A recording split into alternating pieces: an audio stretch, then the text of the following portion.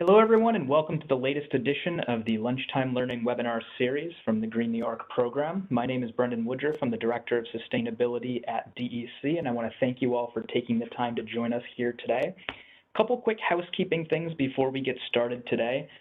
Everybody is on mute when you enter the webinar, so if you do have questions as we go along, please type them into the chat box. We will be getting to questions at the end, so please type any that you have as we go along into the chat box. And we will get to those. In addition, this webinar is being recorded and it will be posted on the Green New York website. So if you do want to see, catch up on it, if there's something you missed in the slides, if you want to share it with a coworker, you can look for it there, and I will drop a link in the chat here to where you can find that on the Green New York website. A couple upcoming announcements on the webinar series as well. We did recently release the next 6 months worth of topics, and I just want to bring those to you here now. Next month on November 9th is Being a Change Agent and how to bring change and environmental sustainability within your communities. December 14th is Going Paperless in Your Life. I'm sure we're all sick of phone books and bills and things like that coming. Well, we're all sick of bills, but we do have to get those. But how you can get them paperlessly. January 11th is IMAP Invasives Training, which is a great program that helps folks do some citizen science when it comes to controlling the spread of invasive species. February 8th is Sustainable Floor Coverings. March 8th is going to be Sustainability for Kids with DEC's environmental educators. They'll have some good tips for you. And April 12th is going to be Creating a Backyard Vegetable Garden to get you ready for the spring. So we're really excited about the programming that we have coming up here. So stay tuned for that. And without further ado today, I want to hand it over to Jason Dropnik, who is with DEC's Forest Utilization Program for today's presentation. Take it away, Jason. Thank you, Brennan. We entitled our presentation today, Forests and Wood Products, a Sustainable Solution for the Future. So today we're going to talk about the issues involved in forestry and sustainability, and using wood products in our daily lives. So as you probably realize, forests and wood products are integrated into our daily lives. As we can see, we use wood products for heating our homes. Here I have a picture of some wood pellets, and then of course there's firewood. We also use paper every day in our offices. Our houses are made from, framing timber. We also have wood products, for our trim and our wood floors and things like that. And I can't talk about wood products and how they're integrated into our lives without talking about the great toilet paper shortage of 2020 and COVID. Here's an empty aisle of toilet paper. And really, this was a supply chain issue.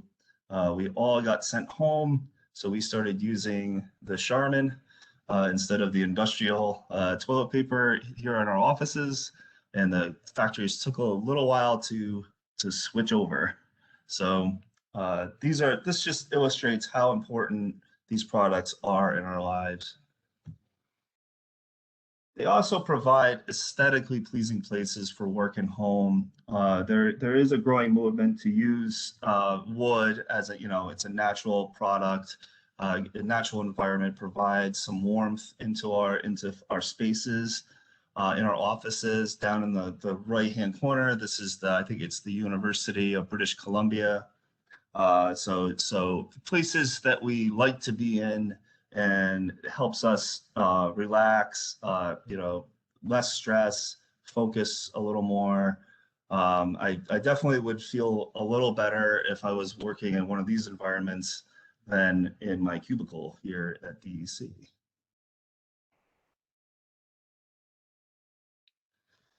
And of course, responsible forest management ensures using forest products is sustainable. So there's two pieces to this. You have the forest products, but you have to realize that responsible forest management is really the backbone of the sustainability here. So we want to be able to grow forests, manage them, and then renew them in a time period that is reasonable.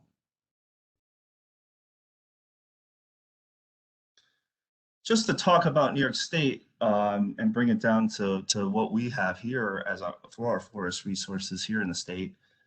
We have quite a bit of forest land, actually. Maybe some people don't think of it that way.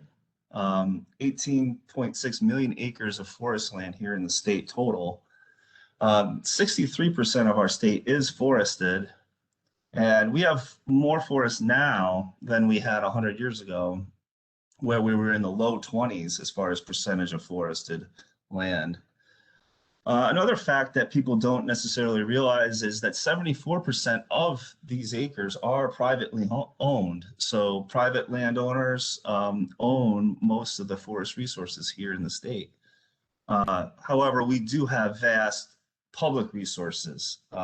We have the forest preserve lands that are protected by the Constitution. Those are located in the Adirondacks and the Catskills. We also have parklands, which are protected, which are forest, their policies protect those lands. And we also have 790 acres of state forest lands, which are managed for multiple uses. So wildlife, recreation, and timber.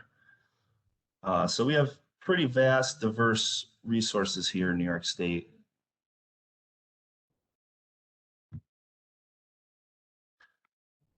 As far as the industry goes for New York State, the industry provides 41,000 jobs that are people are directly employed by the industry. So those are people working in the mills, in the woods, things like that. It accounts for approximately 5% of the total state GDP, which isn't a huge amount, but it's significant. And that includes not only just the people in the woods doing the harvesting and the mills, doing some wholesale sawing, but also the secondary manufacturers that are actually manufacturing furniture or wood products from those harvests. So that's everybody. There's a significant amount of furniture making and things like that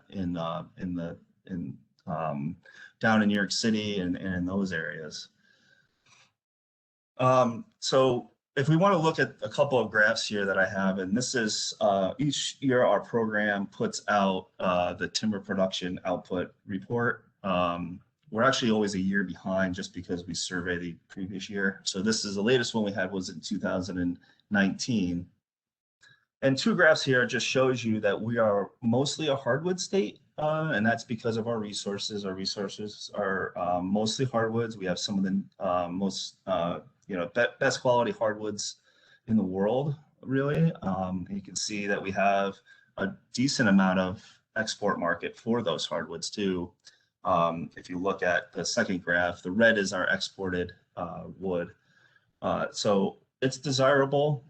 People from around the world like the wood that we produce here.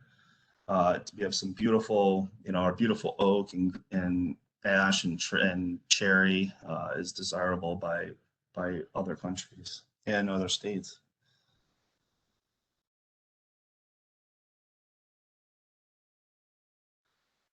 Just to bring it back to the sustainability kind of question, producing wood products, and if they're backed by sustainable forestry is really the way to go here. So what we want to be doing is we want to be, the way we've defined it is benefits received from the forest now are similar to what we will receive in the future. So we're not shorting the next generation of benefits to that. So it could be wood produced, but it also could be wildlife. It could be all those other benefits too, water, things like that.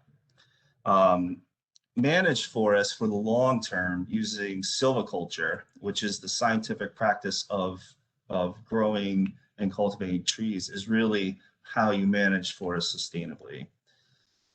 So there's quite a bit of scientific information to back up silviculture. It's been long, since the 50s, 50s and 60s, we've developed a lot of scientific knowledge based on density and how much can you cut and when is the right time to cut and all these sorts of things. And the idea is to cut when you can get solid regeneration for a forest. So making sure that we get light on the forest floor so we can grow trees again. And then also to put growth on the trees that remain in the forest. Much like weeding your carrots, like if you don't weed your carrots, they end up being really small. If you weed them, they end up being a lot bigger. So those are some sustainability kind of principles there.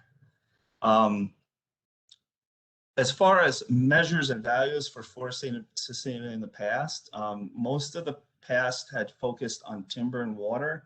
So in the turn of the last century, there was some the timber barons were harvesting unsustainable. There were some issues with erosion. So that's why we've gotten some of our initial forestry efforts. I come through those through that situation particularly.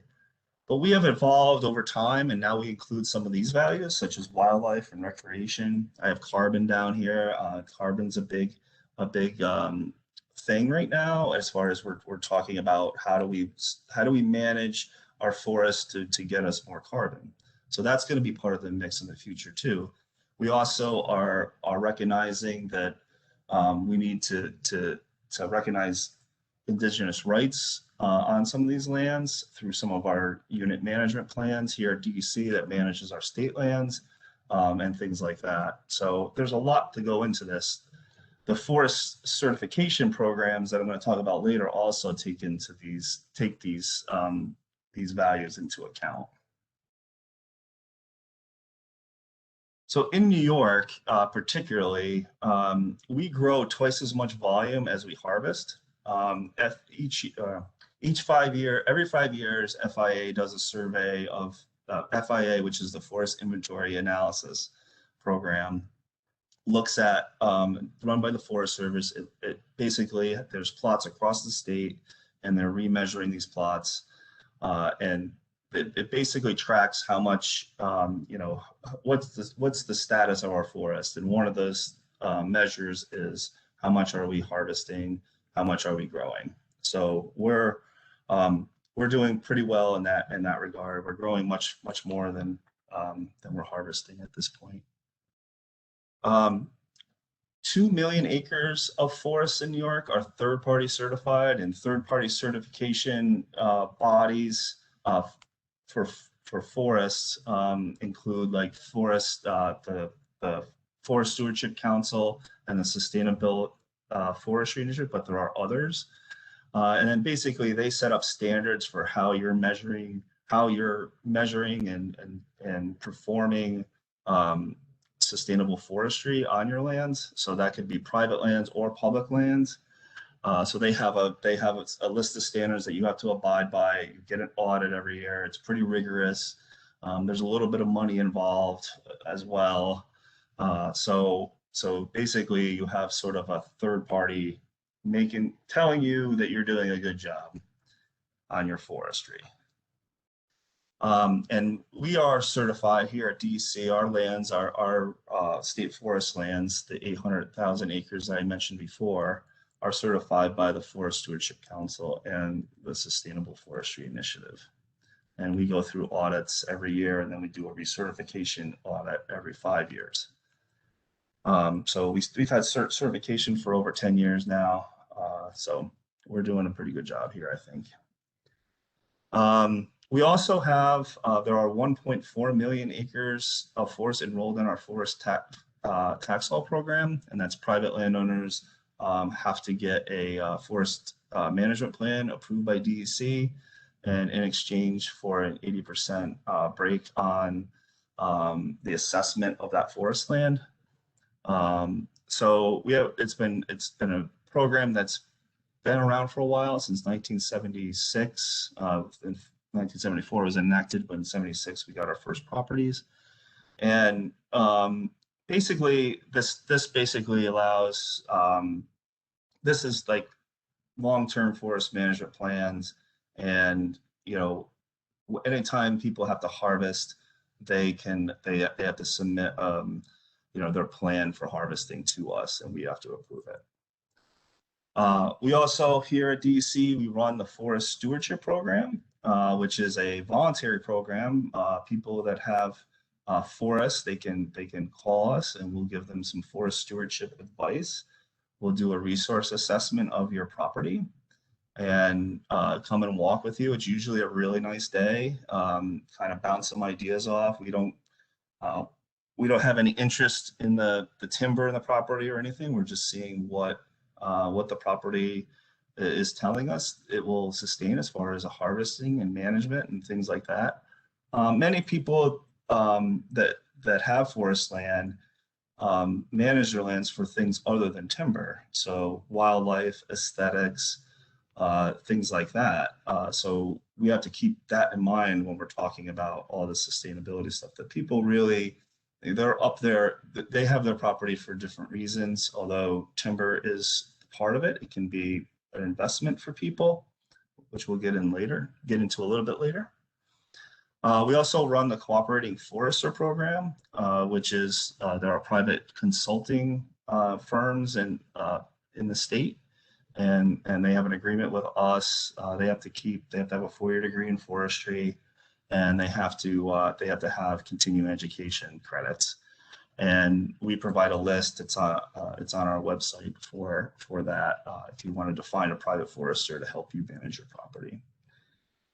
There's also a trained logger certification, which we don't run. That's run through a private organization. And that basically is helping, and I have a picture of it, says voluntary best management practices. And what that means is that was specifically, best management practices are specific for water quality here in this, the way we're defining it here. So the trained logger certification helps with that. They help learn how to, do a harvest without having, your roads erode away or silting up a stream or things like that, using, skidder bridges. They're also helping with safety. So the loggers are learning, safe felling practices, things like that. So we have some of these things in place here in New York. For our state forests, we require logger certification for all of our state jobs. So I just wanted to show you here. This is a graphic that I liked that sort of shows the process of how you get your wooden chair, say. So on the top here, you can see the forest management and wood harvesting. You can see the forest there, and basically is split out into sort of two categories, round wood and fuel wood. So you're seeing here that stuff goes into primary processing. So that's basically, you're sawing the wood, you're making boards, you're making pulp, you're making biomass, and then that maybe gets shipped to a furniture manufacturer or somebody that makes paper at that point, and then they can come up with your product at the end. So that's how this all sort of flows together. You can also see like the recovered wood. The forest industry is actually really good at waste management. They recycle quite a bit of their material. They usually use it for heating their own facilities. They'll burn wood chips, things like that. And it's really efficient that way. And kind of saving, putting a bunch of stuff into our landfills, things like that. As I mentioned before, we do a timber production output report. We also do put out a directory of our wood using industry. This is our the primary directory here. And just a few facts really here is just that we have about 70 sawmills that are what we would consider the larger capacity, and we have many hundreds that are below 1 million board feet. So there's a lot of small sawmills around still. We have 2 pulp and paper companies, 1 plywood, 1 pole, 1 power plant. So you can see there's some diversity here in the industry. We don't have a lot of paper plants, uh, but you can see that we're mostly focused on hardwoods here.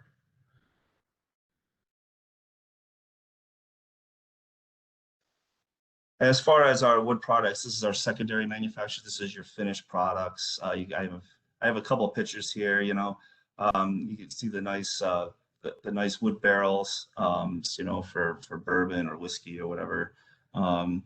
And we also, you know, fencing and furniture and things like that. Those are what the kind of secondary facilities are doing with wood products. They're not sawing it themselves. They're just finishing them.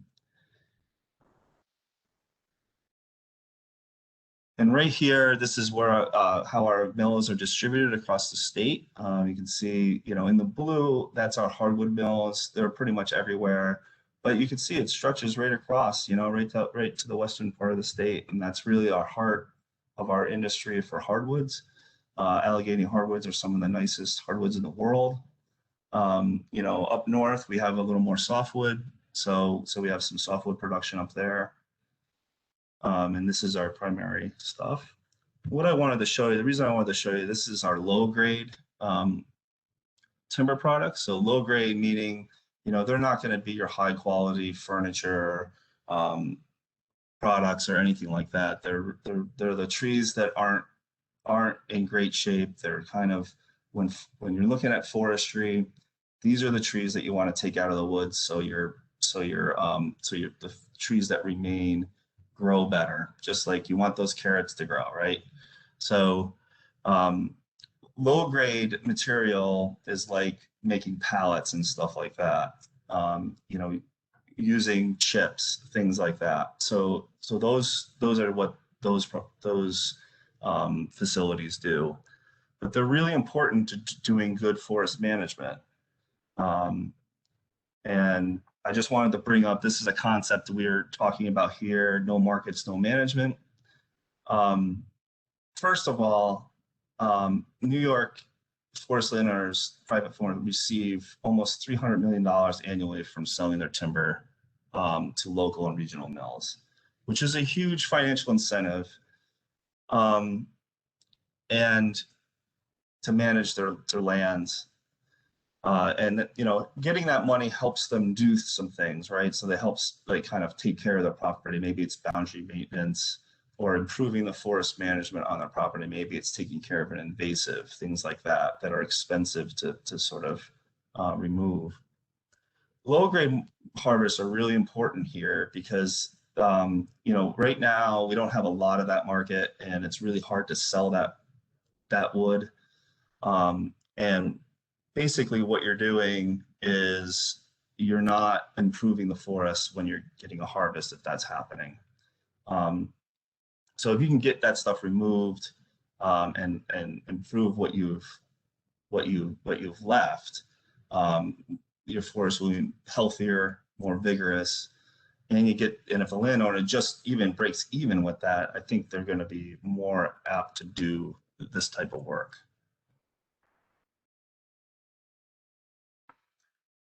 I just wanted to touch on a few things here. Forest carbon and how does forest carbon, you know, play into forestry and wood products. So New York forests are a sink for carbon. So they remove CO2 and they basically store it in their wood, you know, in the wood, in the trunk, you know, the leaves, the branches, trees, and the soil. Actually, the soil is the biggest storage of carbon. That's where the biggest storage occurs. So as far as what, you know, harvesting trees and what does that do? Well, as far as forest products go, long-lived, durable forest products, like your furniture, things that are going to last a long time, things that go into your house, say, those are going to be better for carbon because they're going to store that carbon for a long period of time before they end up eventually maybe in the landfill or things like that. So that's what we're striving for as far as for carbon here. You know, as far as saw timber and what it produced, as far as, you know, it basically stored between 1.2 and 2 million metric tons of carbon a year between 1999 and 2018. And this was work done by ESF. So that's equivalent to yearly greenhouse gas emissions of 260,000 cars. So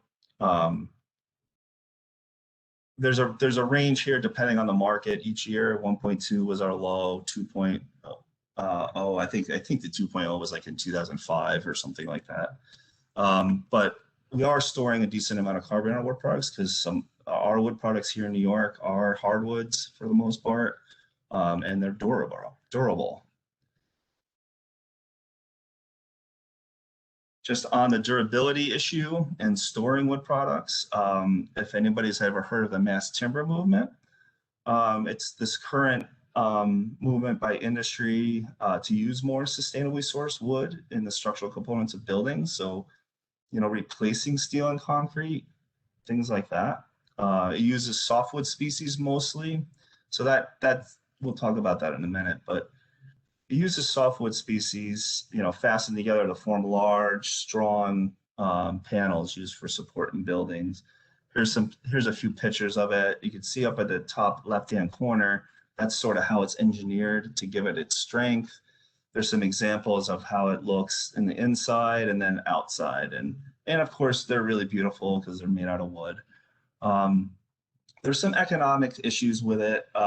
It's expensive because of the material, because wood is right now, that's one of the biggest barriers to using wood is price. But they can be assembled sort of like a modular home, like off-site and then brought in. So that's a little different. That gets a little, so basically you don't have to have a bunch of people on site building a building out of steel and concrete. You could just bring these panels in and it's a little more efficient. There are climate benefits for substituting for concrete and steel in smaller commercial and institutional buildings, like 10, 15, maybe 20 story buildings. And there is a lot of interest in doing this in the country right now. Right now, most of our mass timber comes from the western part of the United States and Europe. There's a plant that's going up on the border of Maine and New Hampshire, and I think there's one in Canada.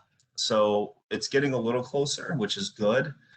For us, we would be an end user for mass timber. So we have obviously New York City, and we also have all of our small cities here, Albany, Rochester, Syracuse, things like that, which would, some of these buildings would be in that range.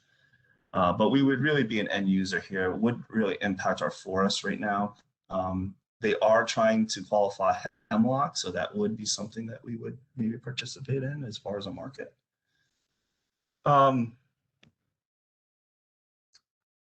So, with all of this, one thing I did want to say is there's also,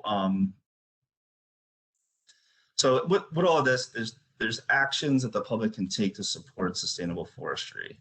So, use locally sourced wood products where possible. Go to your local forest, go to your local sawmill, pick out the wood. Ask them where they're getting their wood. You can ask them a bunch of questions. Do they have a forester on staff? Things like that. You can do some of those things.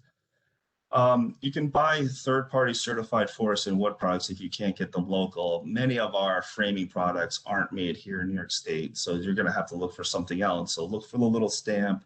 It'll be, say SFI or FSC certified wood on that. You go into Home Depot. Support public projects using forest and wood products. So if they're thinking about redoing the library, maybe this is something that you could suggest.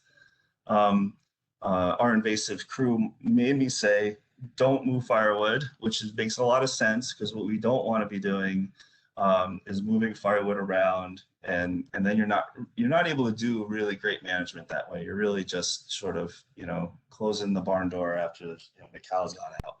So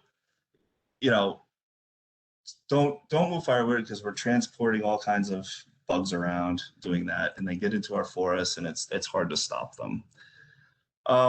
Also look for for future products that have wood components, there's a lot of innovation in this. There's a lot of innovation in this industry. Bioplastics are coming on board, so maybe you're going to be able to have a plastic bottle that is biodegradable because it's made out of wood, things like that. The key is to make sure that we're getting the sustainability out of it, right? To make sure that our forests are sustainable.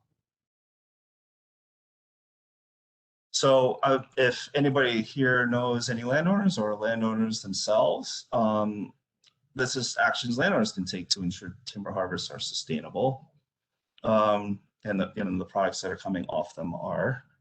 So use a forester to market and administer a sale. There's the cooperating forester list, like I said before. New York's Society of American Foresters, see if they're a member of that. You can interview them just like you would interview a contractor for anything. If you're having a big addition put on your house, you want to interview a contractor. Same with a forester, see if there's a connection there. Ask them if they use best management practices, see if you have references, things like that. Use a logger who is trained logger certified. And that's something that you can do to help with the sustainability of your own property. Create a forest management plan, develop long-term goals for your property. Maybe one of the question is, what is the condition of the forest regeneration on your property? New York, that is a major component of sustainability, and making sure that the regeneration is secure on the property. You can seek forestry advice. There are DEC stewardship foresters in the regions that are willing to help and would love to come out and visit. There's Cornell Cooperative Extension folks and master forest owners. Soil and water conservation districts are in your local communities. They sometimes have foresters on staff. Non-for-profits, Audubon, TNC, etc. All these folks can help you manage your forest better. I just have a few resources here. I'll just leave this up for a minute. And I don't know, I think this is recorded, right, Brendan? So yep. Okay. So these are a few I think useful. I think one of the most useful ones is the Cornell Cooperative Extension Forest Connect website. You learn a lot about forestry through that. That's one of my favorites. And there's the Wood Business Directory here, which is great. So you can try finding a business near where you are. I just wanted to thank you. And this is like the most famous paper company of all, right? The Michael Scott Paper Company. So I just wanted to thank everybody. I know it went a little long, but I'll take questions now. Yeah, thanks, Jason. And that was a fantastic presentation, and I learned a lot myself. Especially with I was really impressed with some of the numbers about the CO2 storage. And it's heartening to hear that a lot of that is, long-term storage and kind of durable products. So got a couple questions for you here. The first one is, at what stage of growth of a forest does a tree store the most carbon? Store the most? It would be old. It would be the largest, tree. So, old growth type forest, or, the mature trees. Yeah, when they're older, they store the most. Yep. I think kind of a follow-up on that is there a stage in the tree's growth where it's sucking up the most carbon to store in itself? Yeah, so there's as a tree is growing, the faster it's growing, it's sort of sucking up more carbon at that point. But it's also, the larger the tree, they're sucking up a lot of carbon too, even when they're big, right? So it's about the rate. Mm-hmm. And another question here is, could you talk a little bit more about some of the forest certification programs and kind of how the public can, do they have kind of transparent criteria? Are folks able to see, how that process works out? Are there audits done of the forests and things like that? What do the programs offer in terms of kind of transparency so folks can know that the forests are being managed sustainably? Yeah, I think I'm not the certification expert, but I think the audits are public and they are on the public website for us. I think there is a link. I'm not sure about that, but yes, I believe they are transparent as far as, we have audits every year. And I think the FSC and SFI actually have audit reports that you can access. So they have websites that you can go to, and maybe you can search them at that point, Mhm. I didn't put that in there. I probably could have had the forest certification person sit in here with me. And I apologize for that. That might have been helpful. Oh, that's fine. So another question here is you mentioned a lot about hardwoods and softwoods. Are there specifically types of trees that are most harvested in New York or kind of most sought after? Um, Sugar maple is always a very popular one here. And right now there's a lot of ash being harvested because of the emerald ash borer. So people are salvaging those trees. Basically, the emerald ash borer is coming in, and they've well most they're killing a lot of trees. So those trees are being harvested or had been harvested, and that was a big component for a little while, and it still is. Um, but yeah, your maple, your ash, oak, um, cherry. Cherry goes up and down. Oak goes up and down a little bit. But maple always seems to be a good performer. Ash, well, the saddest thing is that we're going to lose our ash, to some degree, and it really kind of bums me out because ash is it wasn't always the best tree necessarily, but it was a consistent performer. It consistently was. You can get 2 logs out of it. It was pretty straight. And that's sort of a sad thing. It's sort of like the middle of the road tree, I call it. Mhm.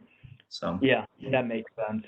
yep. Um, So another question here, and this one actually comes from myself from recent experience. So you mentioned with sawmills, sometimes you can talk to them about where the wood is coming from and things like that. If you're Yep. looking at the very end of the pipe on the consumer side of this, like a furniture store or something, are there any kind of certifications or do most brands list where the wood comes from? A lot of times I'll see like, this is made in Ohio or Michigan or Iowa, Right. overseas. Is there any way to find out where that wood came from, not necessarily where it was assembled? So other than asking them, um, no, we don't have notification here in New York. We don't know where the harvests always come from.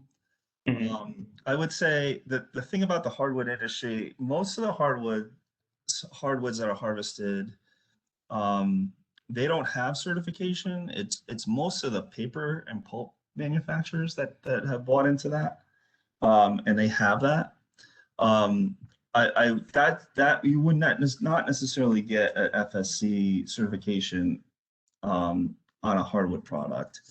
Um, Not that I know of. I mean, as far as knowing where they come from, you're gonna have to do a little, ask them yourself almost at that Mm. point. Yeah, that makes it hard. And I that was one of the hardest things about putting together the presentation is figuring out, you know, it would be nice because we do have hardwoods here, right? Most of our stuff's hardwoods, but it's hard to know where the wood comes from when you're buying the product. Yeah, I understand that. Yeah.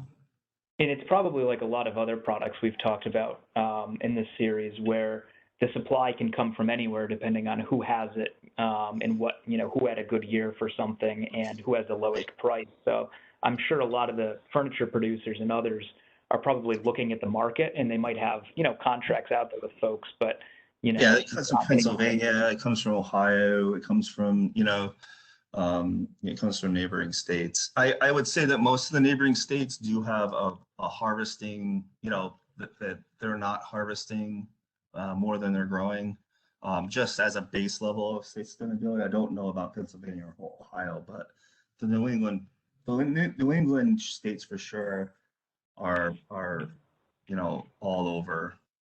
They're like 2 to 1, or even more than that. Oh, wow.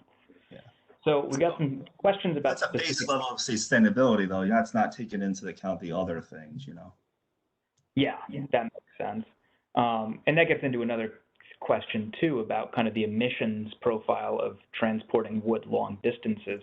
We always Right. talk about how it's better to buy local products, especially food products and things like that you can see are local, because of the fact that you don't have the emissions from transportation. It's easier to buy, buying a local hot dog versus one that's made in, say, California. You don't have that 3,000-mile truck trip, and the emissions with it. And wood products is probably similar if you're able to find that. Yes. For Yes. traffic. One of the challenges for furniture is that much of the furniture the cheaper furniture that you buy comes from overseas, and it doesn't look that much, like it looks pretty good in comparison to the stuff we make here, but it's cheaper, but it's also coming from overseas, so it's maybe not as sustainable, right? So it's interesting because a lot of wood is bought by looks, like I like the look of that wood, right? But you can even see like in some of the flooring materials, some of the stuff that's not a hardwood product, but it looks like hardwood, it looks just like it. I mean, you wouldn't be able to really tell unless you started really examining it. But once it's on the floor, you can't tell. And the other thing too with kind of the good hardwood products versus things like particle board or some of that cheaper furniture is you don't have a lot of the toxic binders in them. Right. Some of them have things like high formaldehyde levels or other things that you avoid if you have, good hardwoods instead of whatever binders they use in the wood chips to make that cheap furniture. That's So right. we do have a couple questions here about specific types of trees. I don't know if you can answer these, but the first one is how long do apple trees live? This person has an indoor plant that is about 40 years old. Do you think it can live much longer? I don't know. How does it look? I mean, we had an apple tree on my property, my grandparents' property, that was, probably 70 years old, but it was outside, and I don't know what kind of variety it is. That might be a good question for Cornell. Actually, Cornell's good at stuff like that. Yeah. Not to deflect, but they are really good at some of the agricultural stuff and to help. If you went to extension, they probably could help you with that. That makes sense. And another question here, why do you normally find birch trees to the north or at high elevations? Are there specific parts of New York that have more birch? Yeah, it's just the climate, it's like just a better, the climate's more conducive to birch trees at that point. And do they have any value when it comes to the timber market? Yeah, well, I mean, there's yellow birch too. There's a yellow birch that does have some, you can get some really nice veneer out of it for furniture. Yeah, they can have some white birch, not as much. Firewood's okay. It looks good. We use white birch for my centerpiece at my wedding. So things like that. Well, So another question here, are deer a big problem for forest regeneration in New York State? And what are we doing in terms of deer management in terms of forest regrowth? Yes, and we are doing some things about it. So they are a big problem. Overpopulation of deer in certain areas of the state has really made it difficult. They've really inserted themselves into the cycle in a different way than in the past. So there's a couple of things. We just came out. The wildlife unit just came out with their deer management plan, which is recognizing that deer are making an impact on our forests in certain areas of the state. And just as a plug, um, we just ended the Regenerate New York cost share program here, and it just ended on October 8th. But we are going to have future rounds, we hope, and that helps look at we're cost sharing and helping landowners that are that are looking to protect their forest regeneration from deer. Um, either they're gonna either they're gonna do some deer fencing for existing forests, or they're gonna do some tree tubes for some plantings they want to do. So we're helping them, assisting them with that, to sort of uh, assist the forest, because they have to overcome the overpopulation of deer. Mhm. It's really the biggest driver of forest regeneration issues we have in the state. That makes sense. And I've got one final question here, so I'm just going to ask folks if you have any final questions, type them into the chat box now. Are you aware of any buildings in New York State that have used mass timber?